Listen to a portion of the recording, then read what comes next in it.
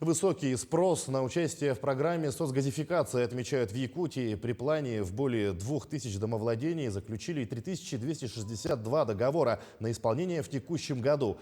А всего в этом году принято почти 4500 заявлений. 2845 газопроводов уже безвозмездно подвели границам земельных участков заявителей. Строительно-монтажные работы с прокладыванием газораспределительных сетей завершают в Хангаласском, Чурапчинском улусах и в городе Якутске. В столице республики завершено строительство распредсети 17 газопроводов по улице Московская в микрорайоне Марха. Вот, наконец-то дождались, то, что нам газ сейчас проведут, ну, проводят, как подключат, получается, газовый.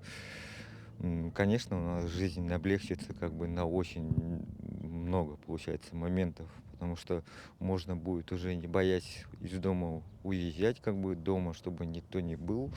А до этого у нас постоянно обязательно кто-нибудь дома должен быть. Хотя нас всего лишь трое, я с женой и сын, получается. Ребенок еще не может за котлом смотреть. Ну, это, конечно, очень сильно облегчает жизнь. Ну и теплее, конечно, станет, потому что когда уголь топишь, все равно температура как бы дома скачет.